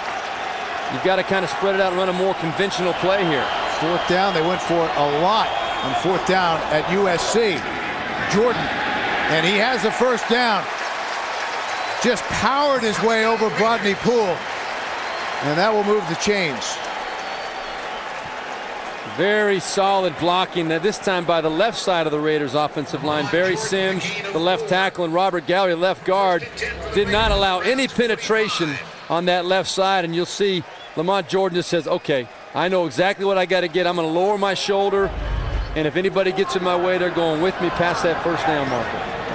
6 running plays. Here's a 7th on this drive, and that gets back to the line of scrimmage. Fargas Spins his way forward for a couple of more, and that'll bring up second, and we'll call it 7. Justin Fargas, in his 5th year out of USC, was a 3rd-round pick in 2003. He'll come off the field, and Lamont Jordan will check back in. I think Lane Kiffin is making a concerted effort right now to try and wear down this Cleveland defense with 7 running plays on this drive. 2nd down, the toss left, student body left. Jordan. There's some hard hitting going on down there. That was inside the 40, down to the 39-yard line. DeQuell Jackson, the weak side linebacker, made the stop. Yeah, exactly. There's some serious hitting going on, and what the Raiders are doing right now is they're trying to establish a physical dominance to this ball game. They're slamming it up in there, and they're running the ball. Even it might only be 1 or 2 yards on certain plays, 3 or 4 on others, but they are making positive yards on every play. That's allowing them to stay in desirable 3rd down situations such as this one. 3rd and 4 for the Raiders. Dante Culpepper in at quarterback, has time, gets rid of it, incomplete. We have a flag, and that's going to be pass interference. Zach Miller, the rookie, was the intended receiver.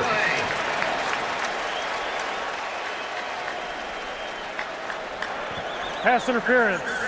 Number 54 defense. Andre Davis. Out of the foul. Automatic. 1st down. Yeah, you're going to see Andre Davis playing kind of like they used to play at old school, just getting a hold of Zach Miller right there on your screen and hanging on top of him. He had his left arm wrapped around him before the ball was even thrown. And the referees are not going to let that slide. Good job by Dante Culpepper finding the single coverage and at least giving Miller a chance to make a play. 2 tight end set. That's Madsen, the motion man, from the 34-yard line. Jordan maybe got back to the line of scrimmage. Sean Thompson and Sean Jones made the stop.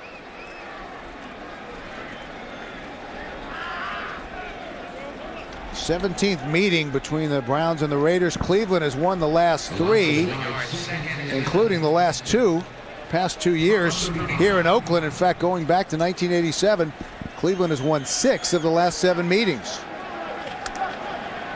Justin Fargas is back in the game for the Raiders on 2nd and 11.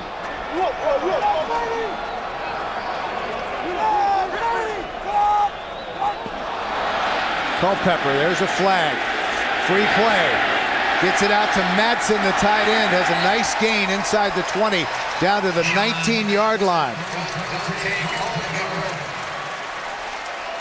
Sean Smith, the backup defensive end, may have moved. Number 91 defense in the neutral zone at the snap. Penalties decline. Result of the play, 1st down, Oakland. And that was good for 16 yards, and they moved the chains. This is a great job by Dante Culpepper, not forcing up the field, knowing it's 2nd down. You don't have to get it all back. Looks up the field and then goes to his other excellent young tight end, John Madsen, who Lane Kiffin said is more of a vertical up the field pass receiving tight end to go along with the bigger, more physical blocking every down tight end, Zach Miller. Fargas trying to cut it back, spins his way down to the 11-yard line. Madsen was a wide receiver. John Madsen, the tight end for Alex Smith at Utah. He bulked up to come into the NFL and play tight end. He doesn't look like a wide receiver anymore. I'll tell you, the Raiders really have found something with this Fargas, Lamont Jordan little rotation going here. They're really getting physical control in that line of scrimmage, which we didn't see very much in the 1st half. Now remember, Lane Kiffin had Thunder and Lightning with Lindale White and Reggie Bush at USC. Maybe a modified Thunder and Lightning for the NFL. 2nd and short. Culpepper swings it out to Madsen, the tight end, who lowers his shoulder and gets inside the 5.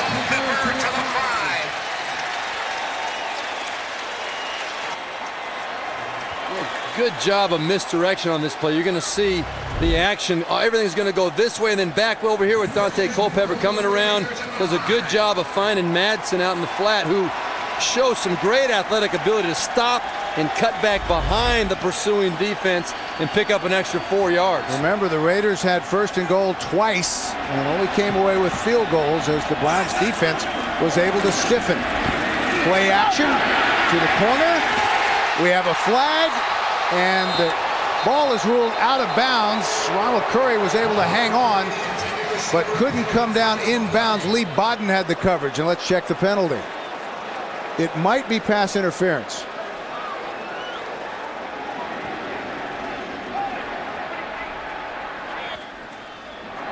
Holding, number 28 defense. 5 yards, half the distance from the previous spot. Automatic first down. Well, that's something rare. You don't often see a defensive back shaking his head confirming a holding call. Yeah, there you can see the jersey grabbing it. What an excellent effort, though, by Ronald Curry to sell out and make that catch, pull it in. Boy, he's some kind of athlete. He really Ronald is. Curry, a quarterback in college at North Carolina, had the 2 devastating Achilles injuries. So the penalty sets up a 1st and goal for the Raiders, trying to punch it in and regain the lead. Thompson stops short of the goal line, down to the 1. Lamont Jordan.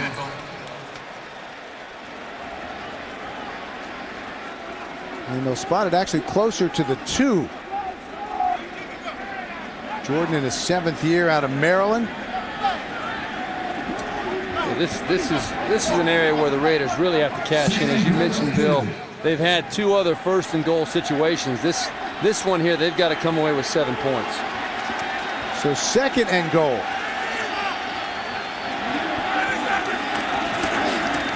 Jordan waiting for the signal. Well, they got him marked just short. They got him marked. That was close. And the problem was he was trying to drag Ted Washington into the end zone. That is never an easy task. Yeah, Ted Washington's not getting dragged anywhere. Now this is a really tough call to make for Lane Kiffin. 3rd and goal. You know that Cleveland's going to be playing the run all out. They're going to be coming up with everybody trying to force penetration. Do you try and pound it up in there anyway, or do you come out with a play action with your mobile quarterback, Dante Culpepper?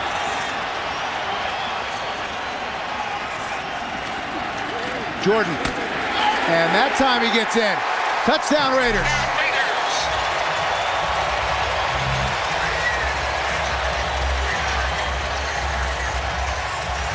Lamont Jordan with a 1-yard touchdown run.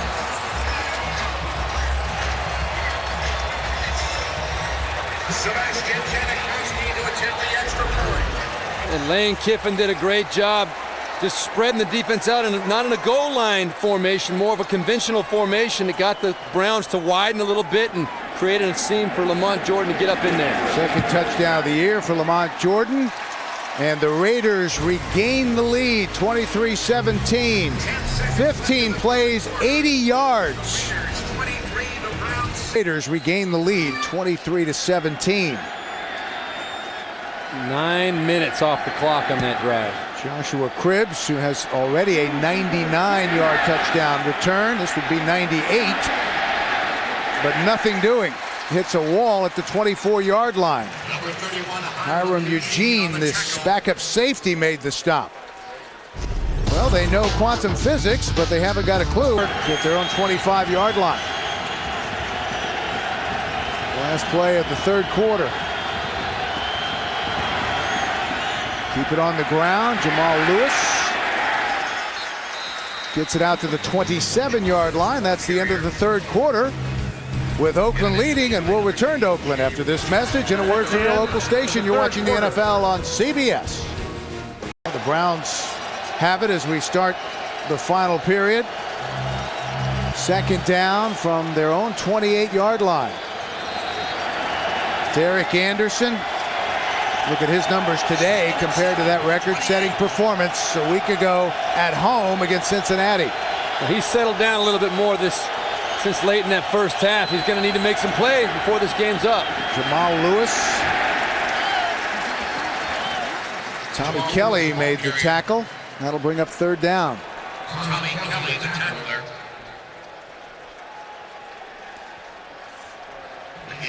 Now, they had 19 plays of 10 yards or more last week. Only 2 today against this solid Raider defense. And they need to make one for about 7 yards at least right now. They got 3rd and 6. Derek Anderson's got to make a good read and a good throw. Keep the chains moving for his ball club. They spot it short of the 30-yard line. See if he locks in on Winslow. Looking to the opposite side. Now he had a receiver all alone. It was Joe Jaravicius standing at the 46-yard line. Excuse me. It was Jaravicius all alone. Tim Carter was the intended receiver. Yeah, I think he had Kellen Winslow coming open late too. He had a couple of options. There's Jaravicius. You can see you can't even see anybody else on the screen. He's saying rolling it to me doesn't do me any good. He's right over the top. Boy, that's one where Derek Anderson's going to look at that film and really kick himself tomorrow. So they'll have to punt on 4th down. Higgins, the rookie. We have a flag on the play, and he's spun down at the 26-yard line by Sean Thompson, and we'll check the penalty. That was a 47-yard punt by Scott Player, the 9-year NFL veteran who was just signed this week with Dave Zastudil, still struggling with his injury. During the kick, holding, receiving team, number 28, 10-yard penalty, 1st down. Vicious right here. He's just going to come straight up the field, and he's going to hook right over the top. Watch how wide open he is on this play. As you see, we'll show you right after this play. They keep it on the ground, trying to take some time off the clock. Jordan bounces free and gets it out close to the 40-yard line. Sean Jones, Brodney Poole finally brought him down. Here it is again. You're going to see Jaravicius, though, come right at the field, and there's no one anywhere near him. He's so wide open right there. The ball just kind of trickles up to his feet, and you see the reaction. I mean, as he comes out of the break, he's thinking, I've got to get this ball. Why did I not get the ball? That's what he's thinking. He's like, what do I have to do to get open here? Michael Huff, the safety, had stayed in close, so that was why Jaravicius was wide open. 1st down, the Oakland 40-yard line. Again, they keep it on the ground. Jordan. Ethan Kelly made the stop, and let's check in for an NFL update. All right, JB, the Broncos trying to open 3-0 after their win over the Raiders in overtime last week. 2nd down for Oakland. Again, they run the football. Jordan, who's tailor-made for this situation, move the ball and eat up some time off the clock, which continues to run. Just over 12.5 minutes remaining. Yeah, this Cleveland defense, their rush defense is 29th in the NFL right now. They've given up 170 yards a game. The Raiders think they found something by pounding it up in there. And Romeo Crennel would like to see his big run stoppers up in the middle start standing up and being accounted for at this point in the ball game. 3rd and 3, 34 running plays, 22 passes. That's the balance for the Raiders today. Culpepper, flush from the pocket, able to get rid of it. This is an Oakland 1st down. Justin Fargas. So the Raiders move the chains. Bill, that was a super job by Dante Culpepper, and you see Josh McCown right there. He can hardly walk right now. That ankle is just throbbing. But Dante Culpepper looked to his left, wanted to go to Jerry Porter, but he's athletic enough to, when it's not there, move around a little bit, buy some time, flipped it to Vargas for a big 1st down conversion. Mike Williams has checked in, and the 3 wide receivers set. 1st down, play action. Culpepper rolls, tries to fake it, and he's going to be sacked. Cameron Wembley with his 1st sack of the season. Cameron Wembley is a tremendous athlete, but there was a day, Bill, and you know this, where Dante Culpepper, and he still mentally thinks he can do the things he used to, where he'd make that fake, he'd be able to get to the outside.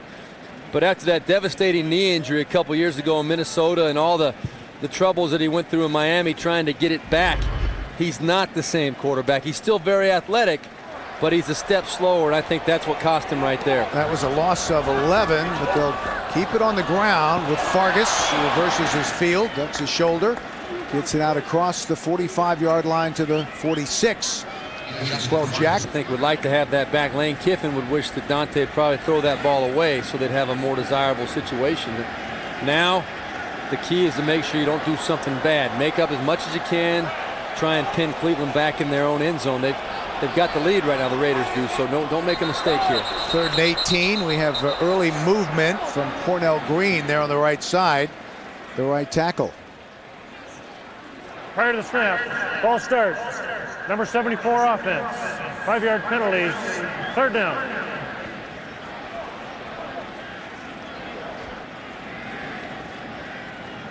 Chris Morris is in the game, and we get word that Robert Gallery has gone into the locker room to have his left arm examined. So Jeremy Newberry, the starting center, has been out the last couple of weeks, and now Gallery has gone to the locker room. 3rd and long for the Raiders. They run the screen. Jordan, he has some room. Jordan, he's going to have a 1st down and more for Oakland. Just a great individual effort. Lamont Jordan on the screenplay. The absolute perfect call for that time. Set up very nicely by Dante Culpepper, buying some time. Got his big lineman out in front. And Romeo Crennel's thinking, we got him backed up 3rd and 20 plus here. Let him have the short pass. We'll come up and make the tackle. He didn't take into account that Lamont Jordan is a pretty darn good runner. Picked up 27 yards on that play and a 1st down. That's a backbreaker for the Cleveland defense. That came on 3rd and 23. So Justin Fargas is back in for the Raiders. Culpepper, they're going to go up the sidelines, and Fargas overthrown by Culpepper. Oh, Dante Culpepper would love to have that one back if he could have. Look at him. He says, man, I let one go right there. If he could have just hung on to that ball for a split second longer and let Justin Fargas kind of get another step or two up the field, that ball would have been perfect. You'll see Fargas is going to come out into the flat and then turn it up the sideline. Gets bumped a little bit right there. But if Dante Culpepper could have given him a split second longer, they would have hit on that pass. He got about 3 steps on DeQuell Jackson, the weak side linebacker. So Miller's the motion man, the tight end over on the right side. They run it to the left side with Fargas. Pops out and then pounded down at the 30-yard line by Sean Jones and Sean Thompson. And slow getting up is Fargas. Oh, I don't blame him.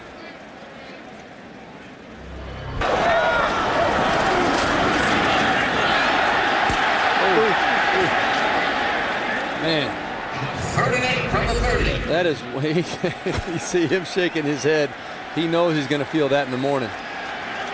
So 3rd and 8, and the Browns need a stand here.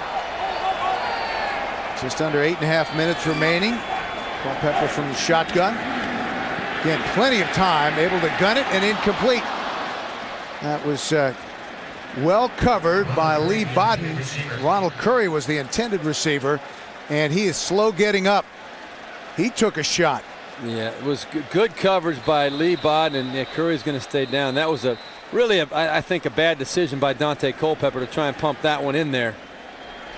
You could pick up 8 or 10 yards and get an easy field goal range. Watch the hit. Rodney Poole comes up, fully exposed Ronald Curry. And these guys, these safeties in the NFL, they'll make you pay if you expose those receivers out there.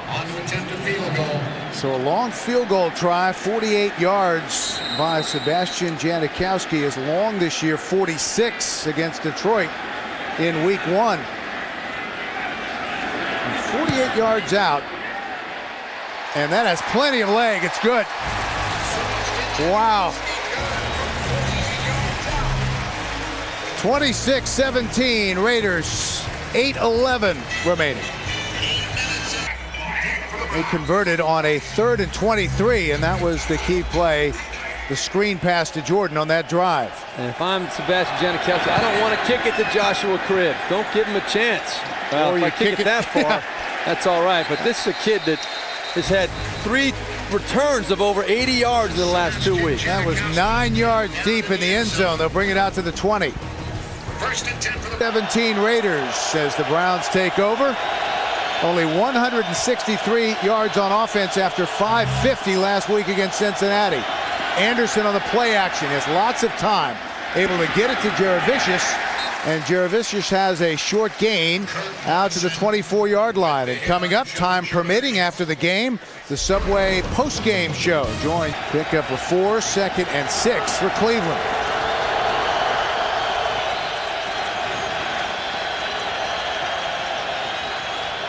They'll throw again. Anderson has Jaravicius and overthrows him.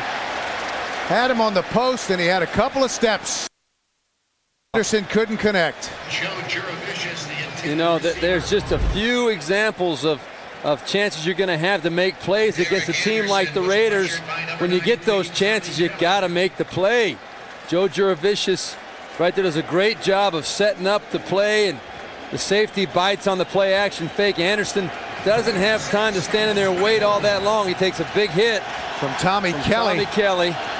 But that's a throw that, you know what, this is the big time. You got to make that throw when the opportunity presents itself. Nnamdi Asomugha thought he had help inside, and he didn't, so the Raiders dodge a bullet. 3rd and 6. Anderson able to step up, gets rid of it. That's Wright, and Wright is well short. Well, his forward progress, let's see where they spot this. I was going to say well short of the first down, but let's see where they give him his forward progress. Give him the first down. That is a first down. So they will move the chains. And a first down for the Browns at their own 30. And that silences the crowd here at the Coliseum. Good job by Derek Anderson, knowing that a short pass will pick up that first down, but barely got it, but more than enough to move the chains. So a fresh set of downs for Cleveland. They need 2 scores. Trailing the Raiders by 9 after the field goal. Anderson, again, plenty of time. Lofts it to the sidelines. That's caught for another first down. Tim Carter, the former Giant, hauled it in. On the reception from Derek Anderson. Well, that's a tremendous catch by Tim Carter, running around on the Raiders' best cover corner, one of the best in the league, and Nnamdi Asomugha. Great catch, great throw, on time, and that's the kind. You got to make yards in chunks in this league. It's hard to drive the football, pound it up in there every single play. You got to make chunks, and that's a good example right there. That was good for 14 yards. 1st and 10 from the Cleveland 44-yard line. Anderson back to the air, and that is caught by Winslow, the tight end, out of bounds. Another Cleveland first down. This in Raider territory, down to the 45-yard line. You know, that was one-on-one cover. That was Chris Carr, the corner for the Oakland Raiders. And generally speaking, when a tight end is flexed out on the outside like that, the quarterback's looking for a safety to go out there and cover him, because that tells him it's man-to-man coverage. But Kellen Winslow is so good that if he gets one-on-one coverage, even with a corner, they're still going to take some shots at him. Clock continuing to move, 5:40 remaining. First down, Jaravicius, the motion man. He had Winslow, and now he's going to tuck it under and run for the first down. Out of bounds after a pickup of 11 by Derek Anderson. First down on each one of them. But the clock continues to run. Just over 5 minutes left on this drive. Anderson is 4 of 5. Again from the shotgun. Anderson to Jamal Lewis, and Lewis gets it down to the 27-yard line. Morrison and Howard combined to make the tackle. You know, we're seeing a real patient Derek Anderson now this drive. He's taking what's there. He's not forcing the ball at the field. Now, it's going to put a lot of pressure. They're going to have to start making some bigger yards because they're down 2 scores, Bill, as you pointed out. We've got 4.5 minutes left in the game, so you can't be too patient now at this point. You got to start trying to make things happen a little bit. 2nd and 3.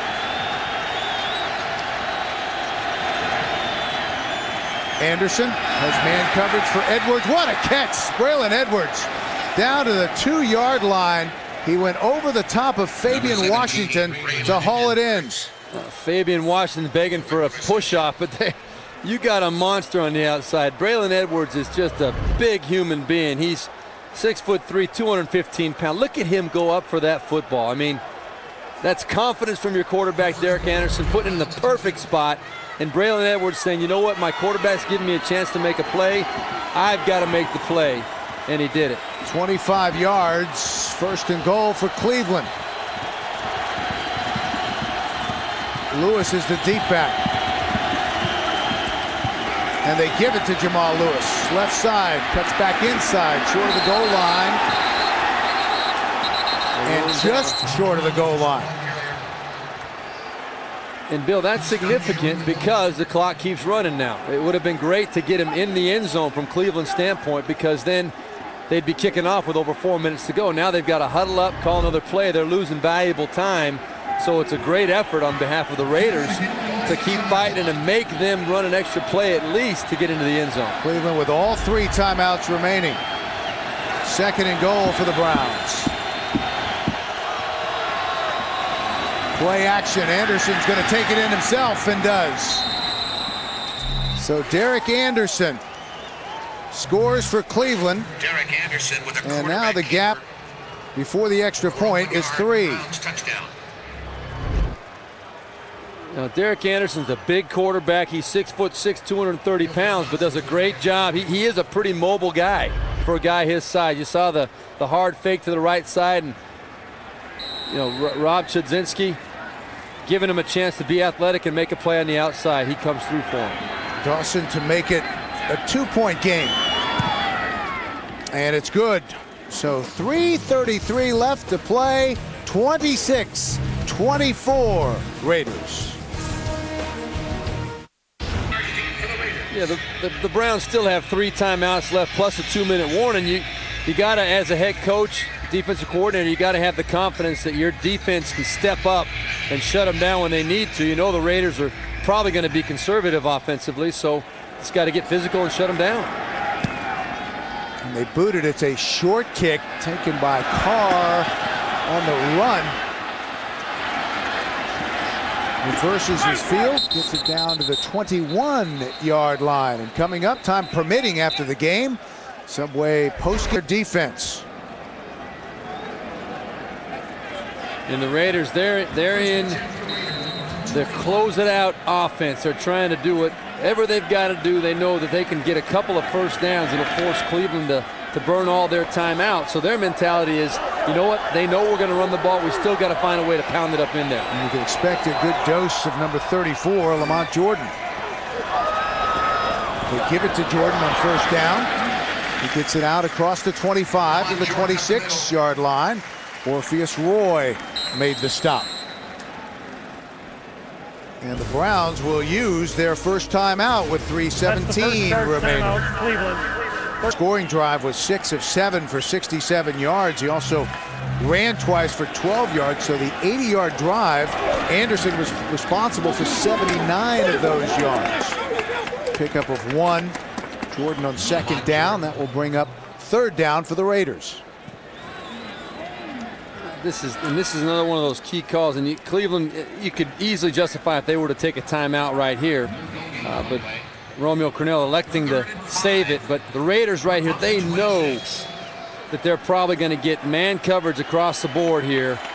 If Lane Kiffin wanted to be aggressive, he could try and make a play up the field with one of his players, give Dante Culpepper a chance to make a play, but that's a tough call to make at this point in the game. He'll go from the shotgun. 3rd and 4, and we have some flags, and it looks like again Cornell Green.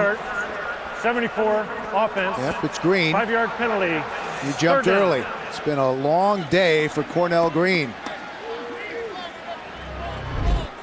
That's Romeo on the sidelines. He spotted it. Oh, there he is. Yep. 7-4. Browns trying to win their 2nd consecutive game for the first time in 4 years. And the Raiders have lost 11 straight and 24 of their last 27. So 3rd and 9 now for Oakland. Culpepper lofts it up to Porter, who makes the catch.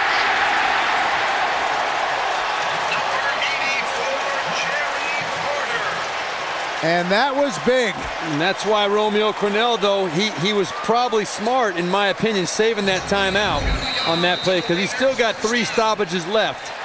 They take one now, and you're guarding against what you don't want to happen. That's Jerry Porter making the first play that he's made all day. Charge timeout, Cleveland. 30-second timeout. Please reset. Porter had a 46-yard touchdown reception for his only catch last week against Denver, and that was big here. That was huge. You know, Dante Culpepper seeing the one-on-one coverage, knowing Jerry Porter is a big play guy. He's obviously been, he's been through a lot the last few years. Hasn't had a chance to do many things. Some of it due to his own actions, but the bottom line is right here. He had an opportunity to make a play, and he stood up and made a play. That was good for 20 yards on 3rd down. So 2:18 remaining. And again, we expect to see number 34. Keep it on the ground. Jordan. Lamont Jordan up the middle. And that will take us to the 2-minute warning. Browns have 1 timeout remaining.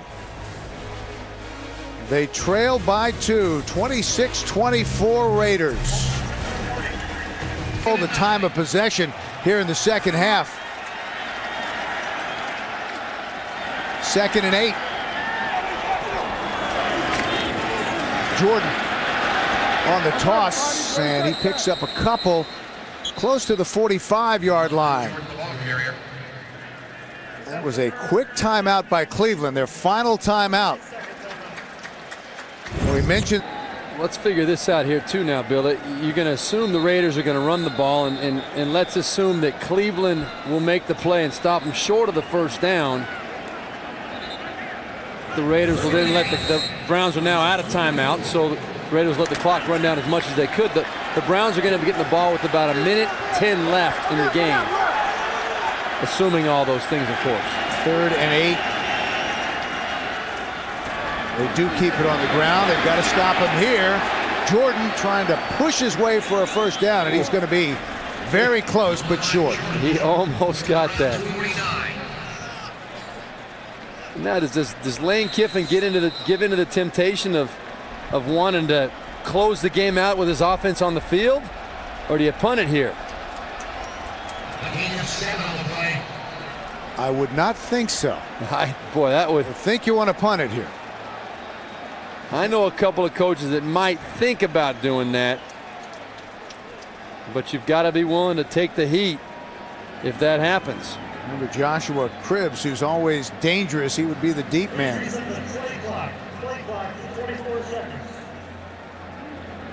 With the game clock where it is, let's take a look at the measurement. And that is going to be a yard short, maybe a little more. I would expect them to punt it here, and if they do punt it, they will not punt it to Cribbs. They'd punt it away from him. But boy, it looks like they're going for it. Boy, oh boy. Maybe trying just to draw them off sides. Bill, that's a great call. That very well could be it. I really find it hard to believe that they'd actually run a play here, but if they do, that is some serious guts on the part of Lane Kiffin. 1:38 remaining, and you would think that a punt is really the only option.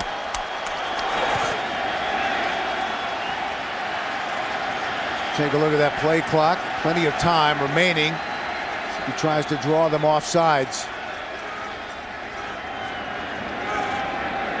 No play. And that is going to be what they try to do. Culpepper, he'll take the penalty. They'll move it back 5. Nope, he'll take a timeout just before with 1 second left on the play clock.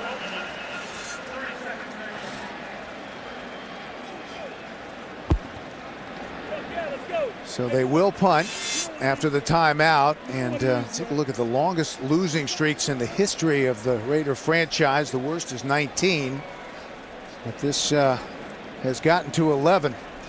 It was almost ended last week. They thought there was a brief moment where they thought they had it won on a 52-yard field goal by Sebastian Janikowski. Yep. But a late timeout, and then he missed the re-kick. Well, for those of you expecting to see 60 Minutes, you're watching the with Steve BEUERLEIN. 60 Minutes will be seen in its entirety immediately following this game, except on the West Coast. Leckler. And he bounces inside the 10 and will be downed at the 6-yard line. So the Browns will have a long field and only 1:04 to travel the distance. They've got to get it down for a field goal. They trail by 2. The first contact with that ball was made at the 9-yard line, but it's 91 yards. And all the Browns need now is a field goal. So Realistically speaking, they need to get the ball to around inside the Raiders' 35-yard line as the stadium comes to life. That's going to be quite a chore for Derek Anderson and the Cleveland Browns. They're spotted at the 9. First down. Minute 4 remaining on their feet here in Oakland. Anderson. Incomplete. Jaravicius was the intended receiver, but he had turned away from the football. You know, what you're seeing, not give up the big yards up the field. Joshua Cribbs, the speedster, is in there. The lower part of your screen, 2nd and 10, under a minute remaining. Anderson has to just get rid of it. Threw it at the feet of Jason Wright. It'll be 3rd down. That was great pressure on that play from number 93, Tommy Kelly. He got up in Derek Anderson's face and was disrupting everything. Warren Sapp trying to rally the troops, fire them up. Raiders trying to break an 11-game losing streak. They've got the Browns on the ropes. No timeouts remaining, just 56 seconds left.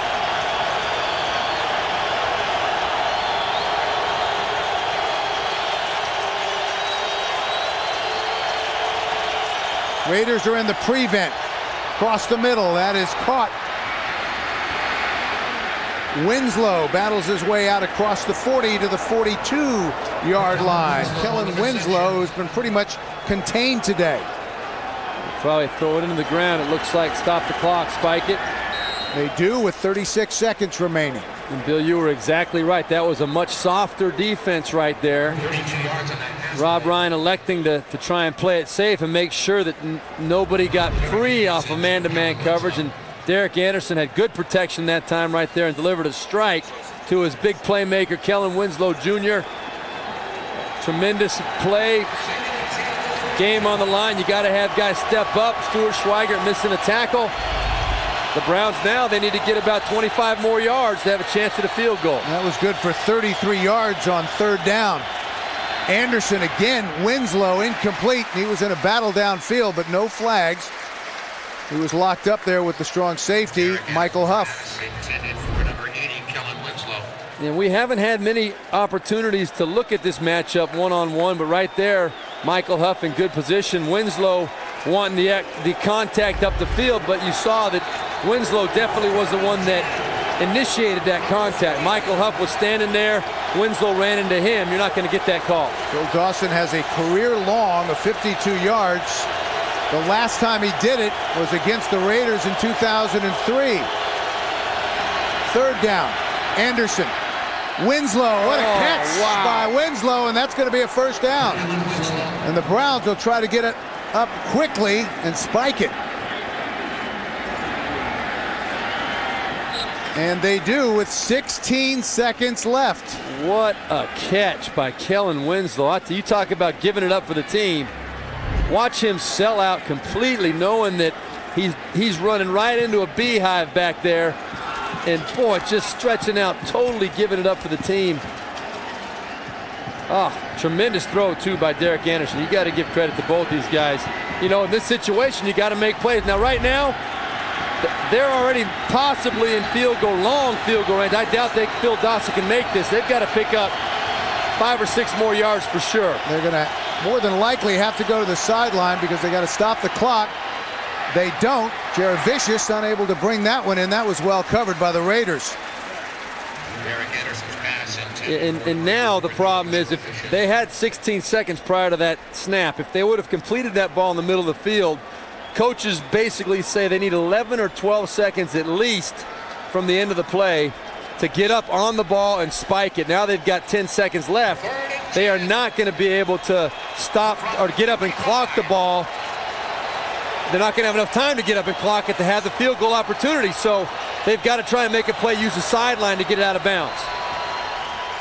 And the Raiders are going to take a timeout. You saw Kellen Winslow go to the sideline. So the Browns are going to have to do this without one out there. And what are the problems presented for Phil Dawson trying to kick a field goal from the dirt? Well, we talked to Phil Dawson in the pregame, and he said the dirt forces him to take shorter steps.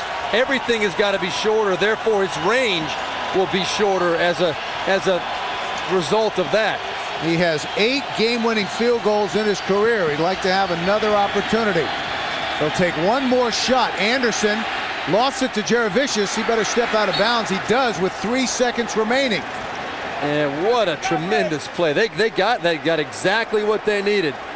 They got plenty of time. They're going to be, they have the full 40-second clock. There's 30 seconds left. So that is a huge play. They picked up 7-8 yards on that play.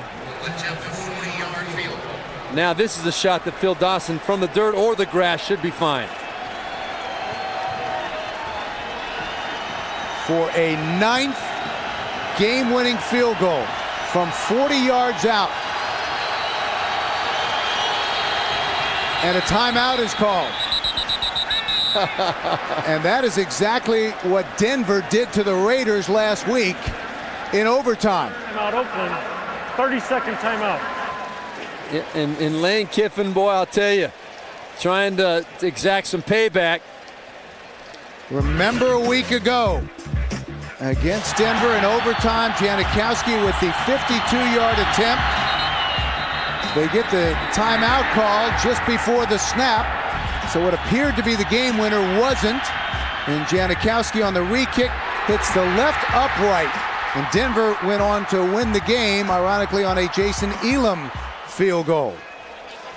But this time it was Kiffin with the late timeout. So now Dawson will try again from 40 yards out for a 9th career game-winning field goal. 3 seconds remaining. It's all down to this. What? The losing streak is over.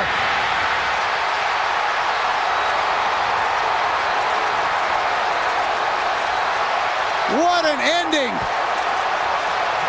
That's the end of the game. Can you believe that?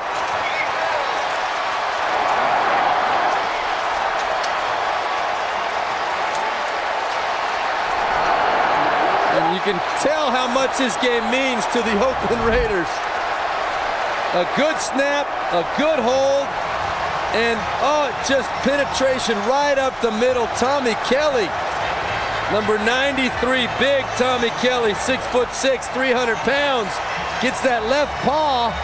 It doesn't look like Phil Dawson had the ball come off low. They had just great penetration up the middle. And the drought is over, as you said, Bill. The Raiders have won a football game. Look at the penetration on the inside.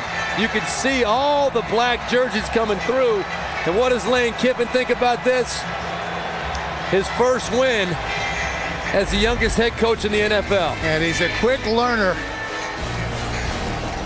This time the late timeout works in his benefit. So our final score, Oakland 26, Cleveland 24. Tonight on CBS at 60 Minutes, Power of 10, Cole Case and Shark. For Steve Berline, this is Bill McAtee. So long from Oakland. You've been watching the NFL on CBS.